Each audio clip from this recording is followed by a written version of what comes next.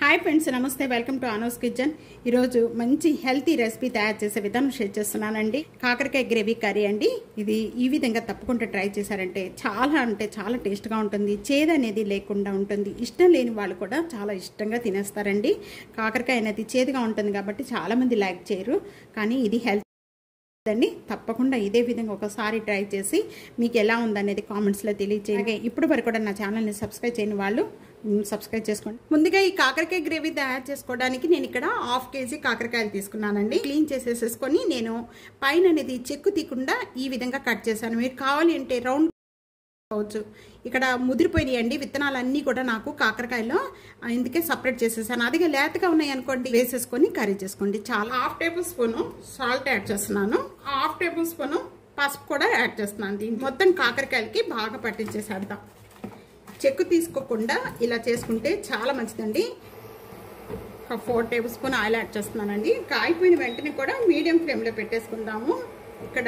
2 పార్ట్స్గా కొద్దిగా వేసుకొని కొద్దిగా ఫ్రై చేసుకోవాలండి బాగా ఫ్రై చేసుకున్న అవసరం లేదు ఈ విధంగా ఫ్రై చేసుకుంటే చాలు ఇదిగోండి ఈ విధంగా ఫ్రై చేసుకుంటే ఒక ప్లేట్లోకి తీసేసుకుంటున్నాను మిగతా కూడా ఇదే విధంగా ఫ్రై చేసేసుకుందాము ఆయిల్ కూడా ఎక్కువ పిల్లదండి ఎక్కువ ఆయిల్లో కూడా వేయించుకునే అవసరం లేదు ఒక half table spoon oil add చేస్తున్నాను తాలింపుకండి అంతే మనకి మళ్ళీ కర్రీ తయారు చేసుకునేటప్పుడు మనం వేయించుకున్న ఆ కాకరకాయల్లో ఆయిల్ ఉంటుంది కాబట్టి ఎక్కువగా ఆయిల్ అనేది యాడ్ చేసుకోవద్దు 1/2 టేబుల్ స్పూన్ శనగపప్పు 1/2 టేబుల్ స్పూన్ ఆవాలు జీరా వేయించుకోవాలి వీటన్నిటిని ఒక ఆనియన్ ఒక 2-3 మిర్చి 3 వీటితో పాటు 2 రెమ్మల కరివేపాకు ఉల్లిపాయ బాగా వేయించుకోవాలి ఉల్లిపాయ తొందరగా వేయడానికి ఇక్కడ నేను ఒక half table spoon salt add చేస్తున్నాను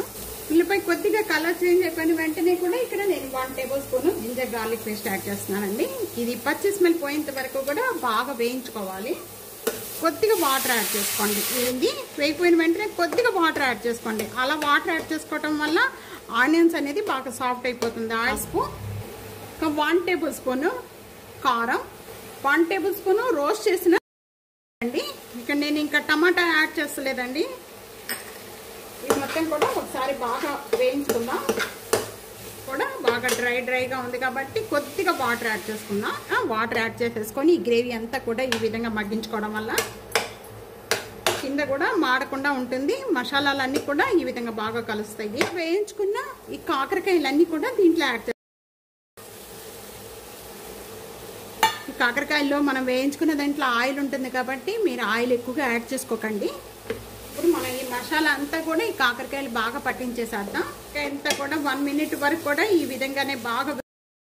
కూడా నేను ముందుగానే చింతపండు నానబెట్టుకున్నానండి ఒక నిమ్మకాయ అంత చింతపండు ఇట్లా యాడ్ చేస్తున్నాను చింతపండు గుజ్జు ఇదంతా కూడా బాగా కలుపుకుందాము 1 గ్లాస్ వాటర్ యాడ్ చేస్తున్నాను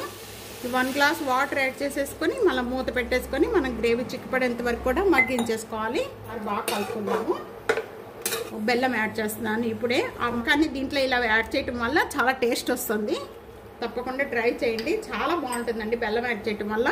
మూత పెట్టేసుకొని మగ్గించేద్దాం ఇప్పుడు మూత ఓపెన్ చేద్దామండి గ్రేవీ అంతా కూడా మంచిగా చిక్కపడిపోయింది ఈ విధంగా చిక్కపడిపోతే అన్నిట్లో బాగుంటుందండి చిక్కపడిపోయిన వెంటనే కూడా మీరు ఇప్పుడు ఈ స్టేజ్లో కొద్దిగా మనకి కొత్తిమీర కావాలంటే కొత్తిమీర చల్లుకోవచ్చు నేను కొత్తిమీర ఇంకా మనం స్టవ్ బంద్ చేసేసుకోవచ్చు చేస్తుంటేనే కదా తెలుస్తుంది ఏదైనా ఎలా ఉంది టేస్ట్ అసలు మీరు ప్రిపేర్ చేస్తున్నారా లేదా అనేది కూడా మాకు తెలుస్తుంది మీరు కామెంట్స్ తప్పకుండా ట్రై చేయండి కామెంట్స్లో పెట్టండి ఎలా ఉందనేది అప్పుడు మాకు కూడా ఇంట్రెస్ట్ ఉంటుంది చేయాలి అని ఎలా ఉన్నా కూడా మీరు కామెంట్స్లో తెలియజేస్తే మాకు ఇంట్రెస్ట్ ఉంటుందండి చేయాలనేది లైక్ చేస్తూ ఉండండి ఫ్యామిలీకి ఫ్రెండ్స్కి అందరు వీడియో షేర్ చేసి కాకరకాయ గ్రేవీ ఇప్పుడు వరకు కూడా చూశారు కదండి చాలా టేస్ట్గా ఉంటుంది తప్పకుండా ట్రై చేయండి ట్రై చేసి మీకు ఎలా ఉందనేది కామెంట్స్ చేయండి అలాగే వీడియో మాత్రం నలుగురికి షేర్ చేయండి షేర్ చేసి ఒక్క లైక్ కొట్టండి అలాగే కామెంట్స్లో మాత్రం తెలియజేయడం అస్సలు మర్చిపోవద్దండి ఈ విధంగా తప్పకుండా ట్రై చేస్తారనుకుంటున్నాను థ్యాంక్ యూ ఫర్ వాచింగ్